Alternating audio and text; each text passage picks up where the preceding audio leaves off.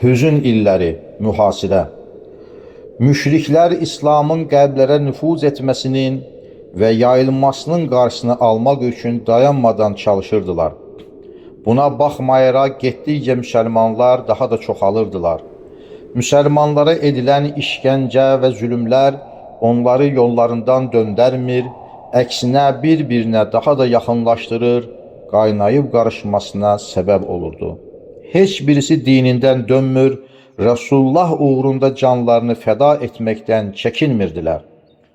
Bunu eşidən Məkkə xaricindəki qəbillərin maraqları artır və İslamın nuru daha da uzaq yerləri də işıqlandırırdı.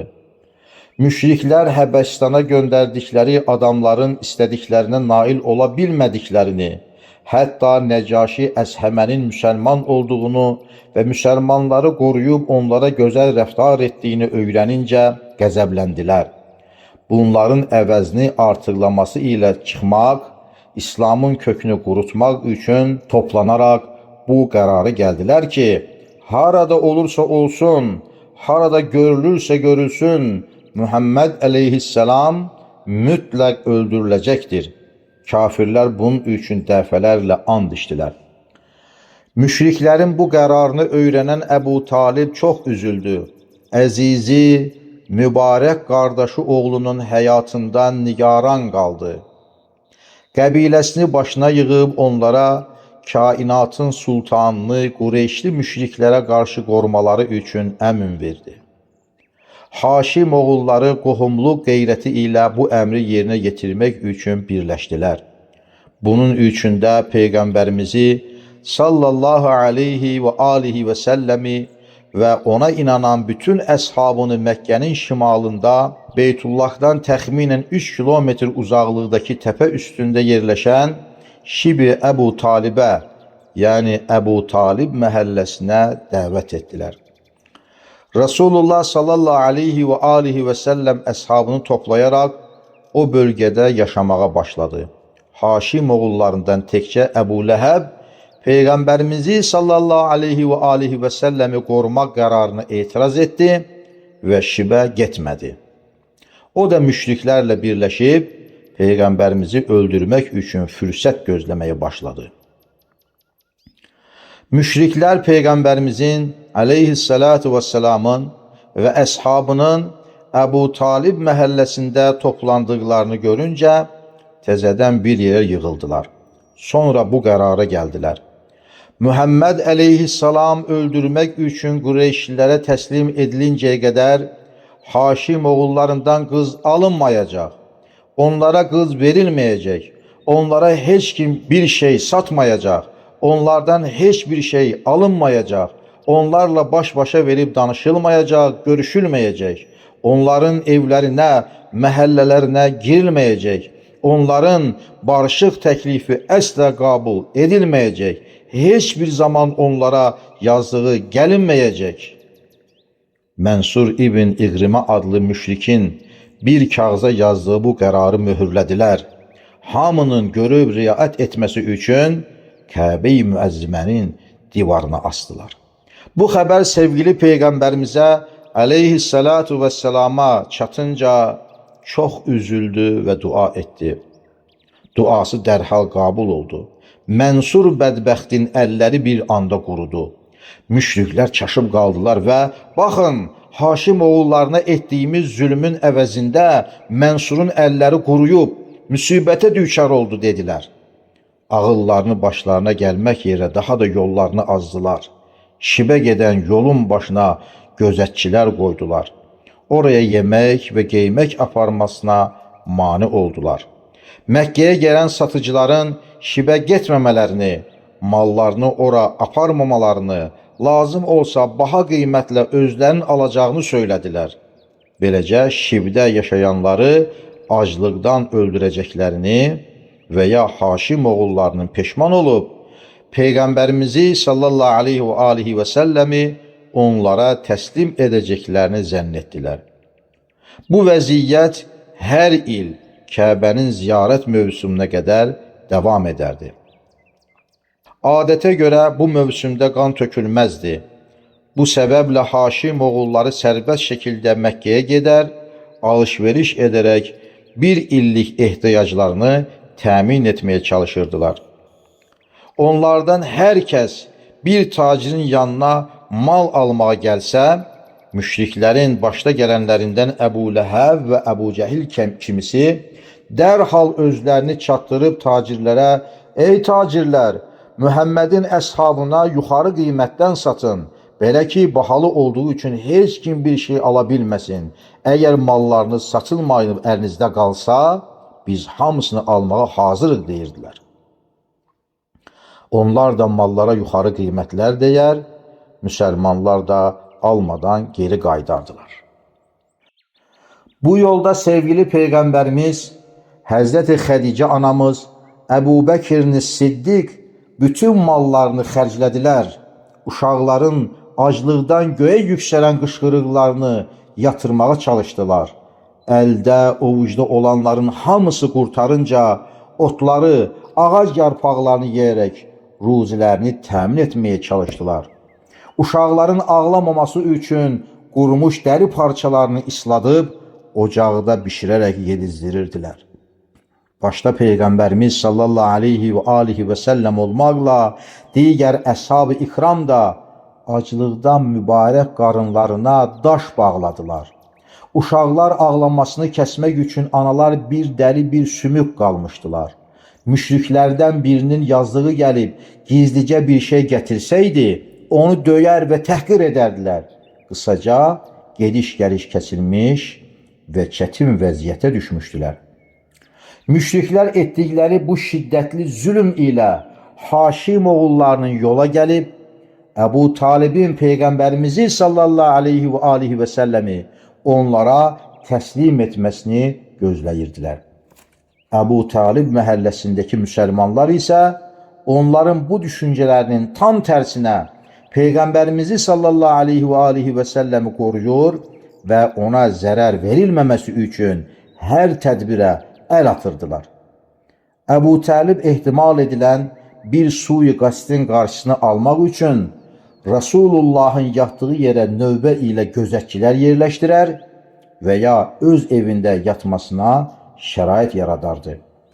Peyğəmbərimiz sallallahu aleyhi və alihi və səlləm isə heç qorxmadan Allahu Teala'nın əmrini yerinə yetirmək, İslamiyyəti yaymaq üçün bir saniyəsində boşa vermir, insanları dinə dəvət edərək onların cəhənnəmdən xilas olmasına çalışır, bu yolda səbirlə nəsihətlərinə davam edirdi. Ona yalançı deyən Qureyşli müşriklərin də aclığın nə demək olduğunu başa düşmələri üçün bir dəfə Rasulullah, ey Allahım, bunlara da Yusufun aleyhissalamın zamanındakı 7 qıtlıq ilkimi, 7 qıtlıq əzabı verərək mənə yardım elə deyərək bəddua etdi. Bundan sonraki günlərdə göy üzündən bir damcı yağış da yağmadı. Torpaq susuzluqdan çatladı. Yerdə yaşıl bir bitki belə tapılmadı. Qureyşli müşriklər nə olduğunu başa düşməyib çaşbaş qaldılar. Aclıqdan ölmüş heyvan leşlərini, iylənmiş it dərilərini yiyərək ölməməyə çalışdılar. Onların da uşaqları aclıqdan qışqırmağa başladılar. Bir çoxu aclıqdan öldü. Aclıqdan göyə baxdıqda hər tərəfi duman bürümüş kimi görürdülər. Ağılları başlarına gəlib, etdikləri zülmün böyüklüyünü sanki başa düşdülər. Aralarından Əbu Süfyanı Peyğəmbərimizin sallallahu aleyhi və alihi və səlləmin huzuru şərifinə göndərdilər. Əbu Süfyan gəlib, ey Muhammed, sən özünü aləmlərə rəhmət olaraq göndərildiyini söyləyirsən. Allah'a inanmağı, qohumluq haqlarını riayət etməyi bizə əmr edirsən. Halbuki qövmün quraqlıqdan və aclıqdan tələf olmaqdadır. Bu müsibətin bizdən uzaq olması üçün Rəbbinə dua et. Allah sənin duanı qəbul edər. Əgər belə bir dua etsən, hamımız iman gətirəcək deyərək and içdi. Beləcə etdikləri zülüm və işgəncələri bir qırağa qoyaraq çətinliyə düşmüş və Rasulullah'a sallallahu aleyhi və alihi və səlləmə yalvarmağa başlamışdılar. Peyğəmbərimiz əleyhissalatu vesselam etdiklərini üzlərinə vurmamış, iman edəcək dedikdən sonra da mübarək əllərini açaraq Cenab-ı Haqq'a dua etmişdi. Allah-u Teala Həbibinin duasını qəbul edib Məkkə üzərinə bol-bol yağış yağdırmış, topraqlara su hopmuş və bitkilər yaşıllaşmağa başlamışdı. Müşriklər quraqlıq və qıtlıqdan xilas olmalarına baxmayaraq, verdikləri sözü yaddan çıxardaraq küfürdə israr etdilər. Allah-u Teala onlara cavab olaraq endirdiyi ayələrdə mealen belə buyurur. Əksinə, onlar Qur'an-ı Kərim və yenidən dirilmə haqqında şübhə içində olub sənə istehza, lağ edirlər. O halda ey Həbibim, səmanın bir duman gətirəcəyi günü gözlə. O duman bütün insanları bürüyəcək. Bu, çox şiddətli bir əzabdır. Ey Rəbbimiz, bizi bu əzabdan qurtar ki, biz iman edək deyəcəklər. Onlar çətin ki, düşünüb bundan ibrət alsınlar. Özlərinə həqiqətləri izah edən bir Peyğəmbər gəldiyi halda yenə ondan üz döndərdilər. Ona öyrədilmişdir, məcnundur, dedilər. Biz bu əzabı, duman və ya aclığı bir az və ya az bir müddətə yox edərik. Ancaq siz yenə küfür və şirkə dönənlərdənsiniz. Çox böyük bir şiddət və sərt bir şəkildə onları vuracağımız gün, yəni Bədir günü, şübhəsiz ki, biz onlardan intiqam alanlarıq. Cəlalım haqqı üçün şübhəsiz ki, biz bunlardan, yəni Qureyş qövmündən əvvəl Firon qövmünü də möhlət və çox mal verməklə imtihan etmişdik. Onlara bizim tərəfimizdən şərəfli bir Peyğəmbər gəldi ki, o Musa aleyhissalamdır. O onlara belə dedi: Allahın qullarını, Bəni İsraili mənə verin. Onları mənimlə göndərin. Onlardan əl çəkin, onlara əzab etməyin. Şübhəsiz ki, mən Allah-u Teala tərəfindən sizə vəhiy ilə göndərilmiş əmin bir Peyğəmbərəm. Allah-u Teala'ya qarşı təkəbbürlü olmayın, çünki mən sizə mübarizəmin doğru olduğunu təsdiq edən dəlil ilə, açıq möcüzə ilə gəldim. Bilin ki, məni daşlamağınızdan, öldürmənizdən, mənim və sizin Rəbbiniz olan Allah-u Teala'ya sığınıram ki, o məni qoruyar. Əgər məni təsdiq və iman etməzsəniz, mənə fikir verməyin. Mənə bir xeyriniz toxunmadı, bari şəriniz də toxunmasın. Onlar iman etmədikləri, ona yalancı dedikləri kimi, əksinə bir növ əziyyət və cəfaya başlayınca, Musa aleyhisselam Allah-u Teala'ya dua edib, Ya Rəbbi, bunlar küfür üçün israr edən bir qövmdür, dedi. Allah-u Teala Musa aleyhisselama vəhy edib, buyurdu ki, qullarım Bəni İsrail ilə gecə Misirdən çıx get. Firon və əlaltıları sizin arxanızdan xəbər tutan kimi arxanızca düşüb mütləq təqib edəcəklər. Qövmünlə dənizi keçdikdən sonra onu olduğu kimi qoy qalsın, əsanı təkrar vurub, açılmış olan yolları bağlama, açıq qalsın. Çünki Firon və əskərləri o yollara girib, qərq olacaq, boğulacaqlar. Müşriklər iman edəcək sözündən dönüb yenə zülmə başladılar. Allah-u Teala bir dəfə Peyğəmbərimizə sallallahu aleyhi və aleyhi və səlləmə vəhiy ilə Kəbədə asılı olan səhifəyə bir ağac qurdunu, güvəsini saldığını və güvənin Allah-u Teala'nın adından başqa bütün yazları yediyini xəbər verdi. Peyğəmbərimiz sallallahu aleyhi və aleyhi və səlləm də Əbu Talibə üzünü tutaraq, ey əmi, mənim Rəbbim olan Allah-u Teala Qureyşlərin səhifəsinə ağac qurdunu salmışdır. Allah-u Teala'nın adından başqa onda ifadə edilən zülm, qohum ilə əlaqəni kəsmək, böhtan kimi şeylərin hamısını yeyib yox etdi buyurdu. Əbu Talib bunu sənə Rəbbim mi xəbər verdi deyə soruşanda Peyğəmbərimiz sallallahu aleyhi və səlləm bəli buyurdu. O zaman Əbu Talib, mən şəhadət edirəm ki, sən ancaq doğrunu deyərsən dedi. Dərhal geyinib Kəbəyə getdi. Müşriklərin başda gələnləri orada oturmuşlar. Əbu Talibin gəldiyini görəndə, hər halda Mühəmmədi bizə təslim etmək üçün gəlir dedilər. Əbu Talib yanlarına çatıb, ey Qureyş cəmaatı, əl-əmin olub, heç bir zaman yalan danışmamış qardaşımın oğlu yazmış olduğunuz səhifədəki Allah-u Teala'nın adından başqa bütün yazıları bir ağac qurdunun yediyini xəbər verdi. Gedək, əleyhimizə yazdığınız kağızı gətirin, baxaq. Əgər bu söz doğrudursa, and içirəm ki, hamımız ölənə qədər onu qorumaqda davam edəcəyik. Artıq siz də bu zülm və pis davranışlarınızdan əl çəkin dedi.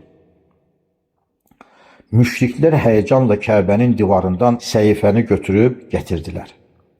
Əbu Talib oxuyun deyincə aralarından biri oxumaq üçün səhifəni açanda Bismikallahümmədən başqa bütün yazıların silinmiş olduğunu gördü. Müşriklər nə edəcəklərini və nə etdiklərini bilmədilər. Hətta bəziləri vaz keçmək üzrə 3 il davam edən unudulmaz əziyyətlərdən əl çəkərək könüllərində dərin yaralar açan bu ağır mühasirəni ləğv etdilər. Ancaq düşmənliklərindən heç vaxt əl çəkmədilər, üstəlik daha da sərt davrandılar. İslamiyyətin yayılmasına mane olmaq üçün bütün yolları yoxladılar. Bütün bu cəhdlərinə baxmayaraq İslamiyyət sürətlə yayılır, sevgili Peyğəmbərimiz Muhammed əleyhissalam cahiliyyə dövrünün zülümlərindən bezən insanlara kömək etməyə çalışır və həqiqi saadətə çatdırırdı. Bu saadətə qovuşanlar böyük nemətə şükür edir.